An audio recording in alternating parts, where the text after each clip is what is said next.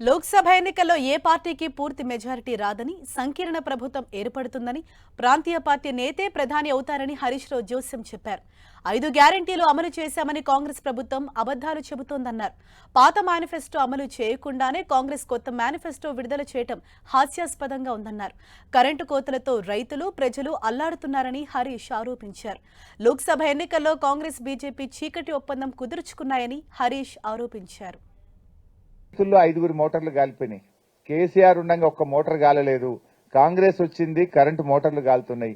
కాంగ్రెస్ వచ్చింది, కరెంటు కష్టాలు ప్రారంభమైనాయి.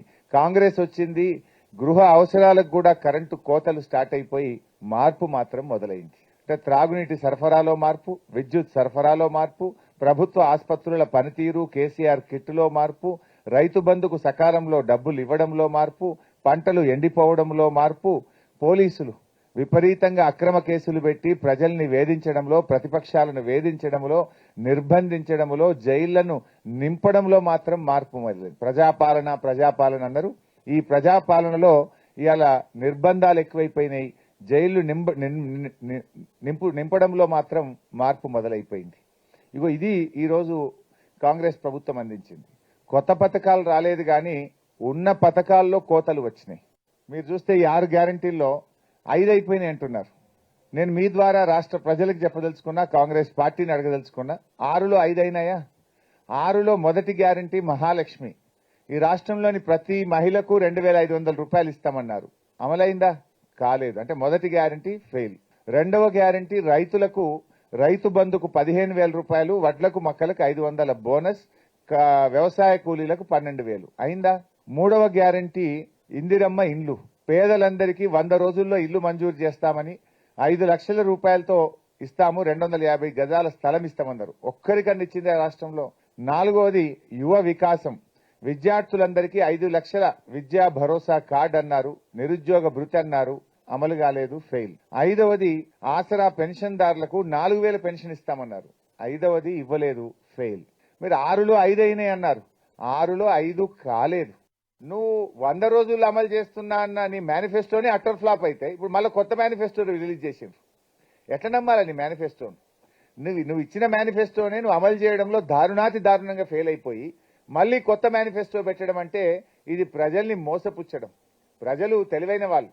ఒకసారంటే నీ మాటలు నమ్మొచ్చు, మోసపోవచ్చు, కానీ ప్రతిసారి ప్రజల్ని మోసపుచ్చుతా అంటే అది జరగదనేటువంటి విషయాన్ని ఇవాళ రేవంత్ రెడ్డి గారు మరి గుర్తుపెట్టుకోవాల్సినటువంటి అవసరం ఉంది. కాంగ్రెస్ పార్టీ ఇవాళ రాష్ట్రంలో 8 సీట్లలో కాంగ్రెస్ గెలిచే విధంగా బీజేపీ సహకరిస్తుంది. మరో 8 సీట్లలో బీజేపీ గెలిచే విధంగా కాంగ్రెస్ సహకరిస్తుంది. విషయాలు ప్రజలకు అర్థమైనాయి. 2 పార్టీలకు ప్రజలు బుద్ధి చెప్తారు. మీరు అంతర్గత చీకటి ఒప్పందాలు చేసుకున్నారు.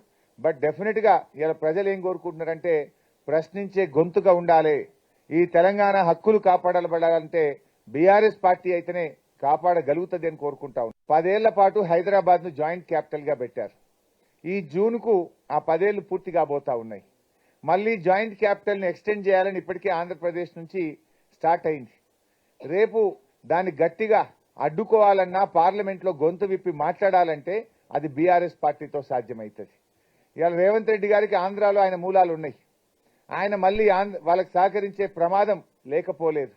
గతంలో కూడా 7 మండలాలను ఆంధ్రప్రదేశ్ లో కలిపినప్పుడు బీజేపీ ప్రతిపాదించింది, కాంగ్రెస్ ఆ బిల్లుకు మద్దతు ఇచ్చింది. డెఫినెట్ గా ఈ ఎన్నికల్లో ప్రజలైతే మార్పు కావాలని కోరుకుంటున్నారు. ఈ ప్రభుత్వం 5 నెలల్లోనే అభాసుపాలైపోయింది. ప్రజలకు ఇచ్చిన హామీలు అమలు చేయడంలో అట్టర్ ఫ్లాప్ అయిపోయింది. అందువల్ల ఒక ప్రశ్నించే గొంతుగా ఉండాలి. ఈ హామీలు అమలు కావాలంటే రాష్ట్రంలో బీఆర్ఎస్ గెలిస్తేనే రేపు ప్రధాన ప్రతిపక్షంగా మేము గట్టిగా కాంగ్రెస్ మెడలు వంచి పోరాటం చేసి ప్రజల పక్షాన మేము నిలబడగలుగుతాం.